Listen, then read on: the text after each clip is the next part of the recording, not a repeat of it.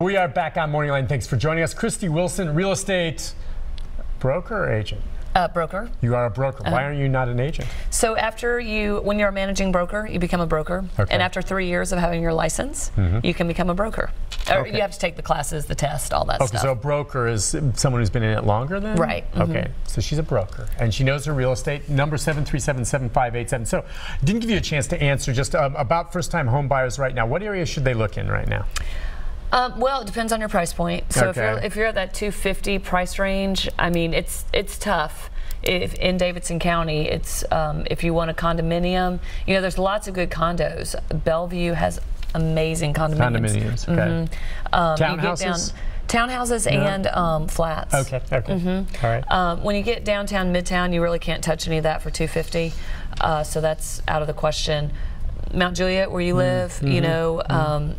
Hermitage, South Nashville. Yeah, there was my niece Smyrna. Was looking for a place in Mount Juliet, and you know, she's moving from Knoxville area, and you know her price was like, you know, we're looking for something for like $150. This was a few years back, but found one in the Providence area, not in the Providence subdivision, but down a ways, closer to us and near Gladeville. And it was like $175, and her dad was like, "Well, that's an awful lot of money to pay." Now my wife's like you; she's savvy and smart. She's like, "Are you kidding me? Buy it now." And they bought it, and now it's worth already $250, $75,000 more. I mean, they thought it was a lot at the time, but it's insane how fast it goes up. It's interesting too when people from Nashville come here to buy, especially if it's a kid, let's say a kid, 30 years old, right? Looking. And mom and dad come in, let's say they're from, I don't know, someplace, Oklahoma City. Okay. And they're going, you're paying that for that? That is an $85,000 house in Oklahoma City. And I'm just pulling Oklahoma City out. Oh, no, but that's a good example. Yeah, I mean. And then you have to educate the parents. Like, well, I know, I get it.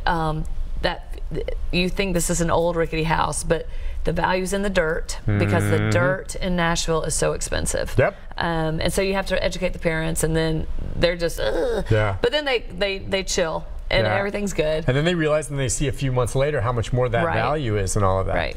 Let's take a call from Ann. Ann, good morning. Good morning. Hi, Ann. I live on a very small, little, obscure street in East Nashville, and I just walked outside on my front porch, and I'm looking at 2 brand new builds that have been sitting for 2 years that haven't sold. I'm looking at 3 rentals that developers bought the land and kept the original houses and built 3 more around the original houses. The new builds have sold, but the originals, 2 of those are unrented, and the grass is at least 3 feet tall now. And then I'm looking at 2 new builds that sold a year ago, and they're having to replace the windows and the siding on them because of improper construction. Okay. I'd like your opinion on why so much developing is going on without proper codes.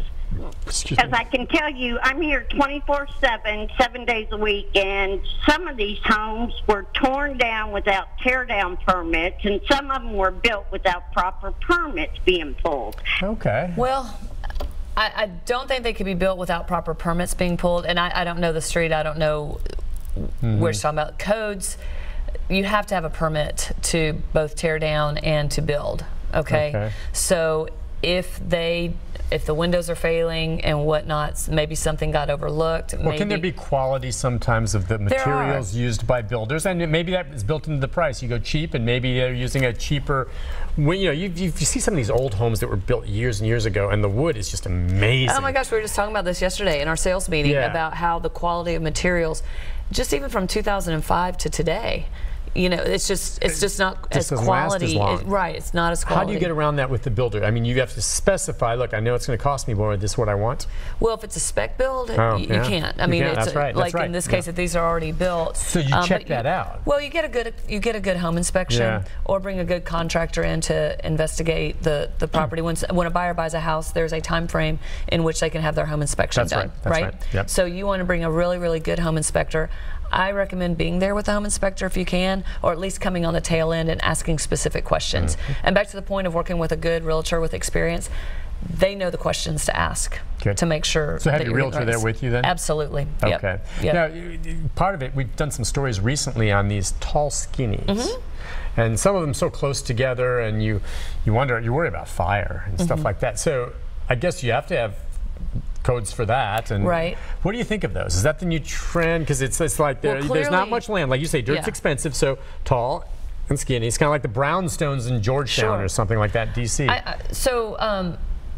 They're everywhere, you know, in all the urban neighborhoods, because the zoning of these neighborhoods allow for two houses on one lot, whether they're attached or detached. Okay, so that is well within zoning, and to do that, the builder pulls the permit. You have some really, really good builders. We have a builder at our agency who, he's fantastic. He builds a quality home, and he can command top price for his homes because he builds a good quality. But there are some that I don't feel are as up to par as the good quality. And whether they languish on the market, if these are sitting on the market, as she indicates, the quality may not be there.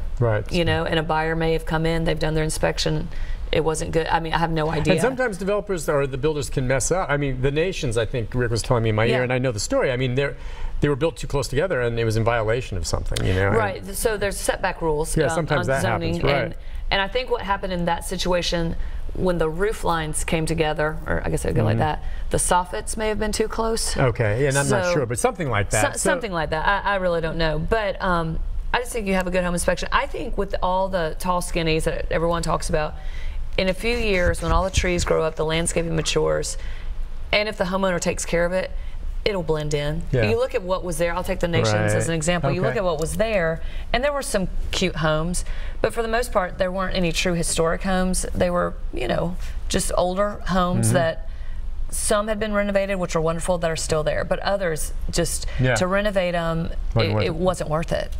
Interesting. The value was in the dirt. I got you. Let's go to William. Hi, William. Hey, good morning, Dan. Hey. I'm not buying or selling. I'm just asking. I've been told that if your home needed repairs and you were going to sell it, that naturally, person showing up to look at it, they're going to be more interested if the paint's not all chipped up. But I've been told for every $1 you spend, in Davidson County, you would double it to $2. You spend $10,000 repairs, it would probably bring the house up 20. And I'll hang up and listen. And thank you. I'm enjoying this show. Yeah, it's interesting, isn't it? Thank you, William. So that's a wonderful question. Not necessarily is my answer to that. When it's stuff like painting, new carpeting, new tile, or something like that, you're not going to usually get dollar per dollar what you spend in it. Those are more maintenance items, okay? And they need to be done in order for you to sell your house for the most money, because a buyer then doesn't have to come in and do it. When a buyer comes to a house and everything's done, it's like, oh, this is great, I can just move right in. That's what most people really want. Now, some people buy fixer-uppers, usually a flip. But you're right, people want a house that's ready to go. I've never, in the past, really 10 years, I think it's the HGTV nation. Everybody wants something instant, right? And everyone's busy. I mean, we're, you know, oh my God, we're always on that. There's always, you know, you're just busy, busy, busy. So to be able to come into a home and just have everything done. So you're not typically going to double when you paint or anything like that. Don't anticipate you're going to make another $1 for every $1 you spend. And in fact, it's probably going to be even net neutral. I mean, okay, but sometimes you have to do certain things. Obviously, just kitchens cosmetic. Right now, a renovated kitchen will give you a better return. Renovated master bath, nice master closet. Those things will give you a better return on your money. Interesting. Let's take a break on that note. Great question. Back. Final segment. More calls or questions for Christie Wilson right after this. Stay with us. Time flies.